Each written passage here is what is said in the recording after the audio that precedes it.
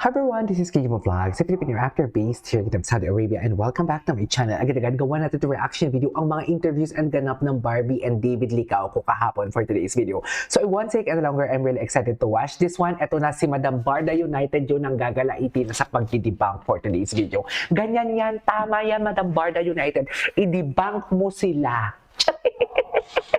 Diba? Hayaan mo silang magalit at tayo. Ay, parang ang ganda pa ng combination na to ng hoodie ko tapos yung polo ko, no? Lakas makabagets ako dito for today's video. Pero alam mo, tama yan, Madam Barda United. I-debunk mo sila for today's video para matigil na yan sila at matapos na yung mga chismis and everything. So without further ado, let's start this reaction video. Ano chika ni David dito? Because, di ba meron ka pa mga restaurant? Oo, yes. Magtatayo ako ng resort sa Siargao. Wow, resort pala. Wala tayo doon. Pahit mo na eh. Pwede ka na mag-beach. Ay, Lagit. Beach body. Lagi ka nag-beer eh. ay, hindi mo po normal lang talaga siya pag mag-chika. Mag-high rocks Parang normal, parang tropa niya lang talaga. March 1 sa Taiwan. Kamusta yung basketball? Basketball, yeah, yung paglalaro Wait lang, sino nagsabi sa Brisbane siya mag-Hyrox sa April? March pala Hyrox niya sa Taiwan. Mali na naman, sino ngayon fake news? Ayan. Di ba ito? Wait, may nagtanong dito kung ano yung Hyrox. Fitness, okay, competition. Siyempre, passion natin yun eh. Kumbaga, away from Mali ka my naman work pala, Jim eh. stress. Every time I play basketball, Mali ka pala, Jim. happiest. Jim, mali ka eh. Paano yan? Wait lang, di ba sabi ni Pinox doon sila mag-settle down ni A and live happily ever after? Wait lang, David mismo nagdibang pa siya in fake newsmakers. Lakasan natin ito. Siyempre, nag-assist ka rin hindi ko mag-gosya. Trabaho natin. So, most likely ginawa yung sistema.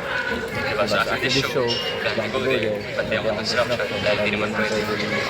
Pagbabayaan ko lang. So, mag-stay ako siguro pabalik-balik. Wala pa. Ilan kayo na investor nung ako lang? Wow! Siya kami imagine. Wow! Sino si Alex Manalang? Sabi yung mga tagamanan. Ano daw? Sino si Alex Manalang? Sabi yung mga tagamanan. Paano mo? Nalala ko naman ng ano. Nalala ko naman na. Oo, Girlfriend mo ba siya? ano ba yan? Wala siya nabigay siya! Kung girlfriend niya man talaga si Alex Manalang, the question is answerable by yes or no. Eh. Mabilis lang talagang sagutin eh, kasi matatanggap din naman talaga ng tao. Kasi before, di ba, kahit sabihin mong hindi siya nagsalita and everything, I'm not pretty sure kung may nagtanong about kay Kison sa kanya sa ganitong klaseng interview. Pero di ba, alam niya din naman talaga from the fact na matatanggap din talaga ng mga tao kung may girlfriend na siya, kung sasabihin niya, oo, girlfriend niya or what. Pero dear, hindi niya talaga sinagot. The question is just answerable by yes or no. Di ba, ang bilis-bilis lang sagutin ng tanong, oh, kung girlfriend niya man talaga si Alex, ang sakit sa part na to. Grabe.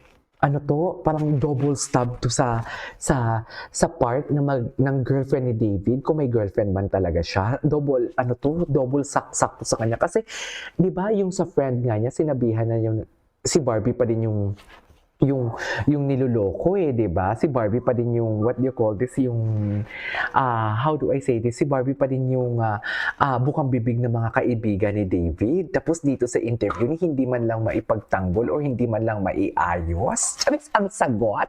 Yung totoo, baka kasi wala naman talaga. 'Di ba? Baka naman kasi wala naman talaga for today's video. Ganun lang yun eh. Kalibid na lang. Picture na lang. Hindi siya ka hindi ba yung ka-flex? Tama ba yun?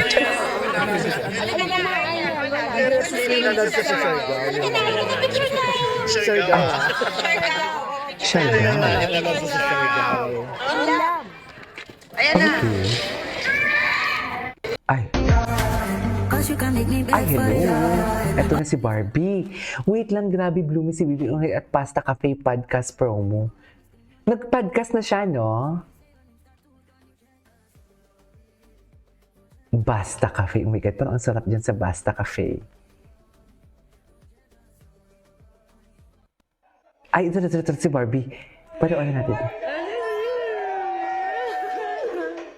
Ay, sino yung tawa-tawa? Si Mambarda United. Charis!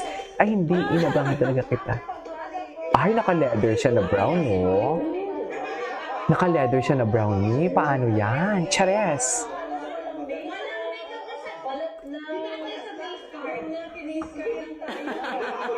Okay.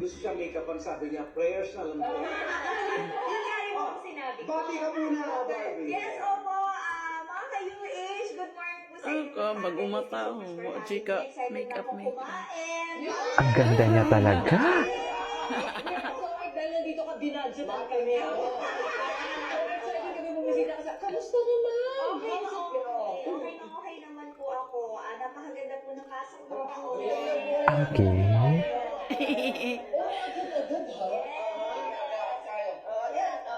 Super run. Yan. More run. More one. Atake. Ang ganda niyo. Blooming siya, ma'am. Yung ano pa rin po, yung Noel Fun run po, yung 16. Blooming talaga siya. Ay, from Jillian, hindi po kami love team. Ay, ayan, oh. Loko.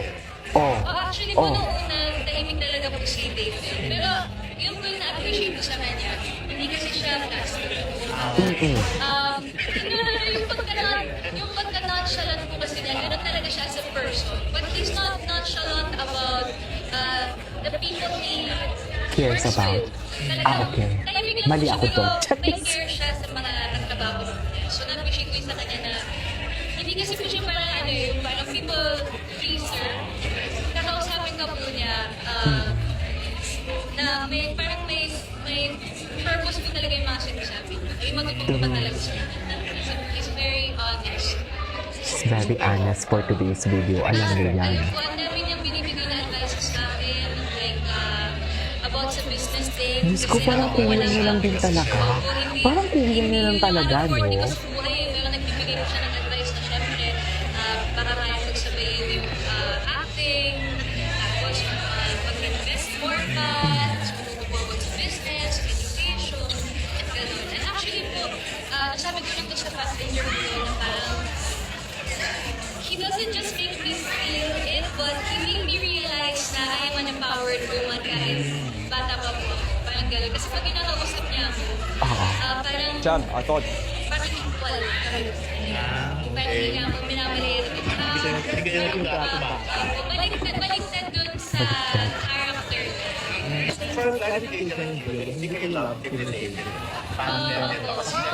More on tandem po talaga kasi gusto ko namin Pina-appreciate niya di plastic or people pleaser tahimik but he cares for those years. Dami niya daw natutunan.